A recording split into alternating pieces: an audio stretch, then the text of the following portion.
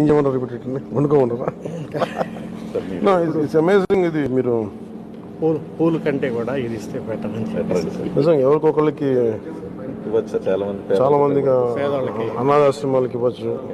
చాలా నా రిక్వెస్ట్ కూడా అందరికీ చాలా మంది విగ్రహాలు శాల్వాస్ ఇవన్నీ తీసుకొస్తా ఉన్నాను.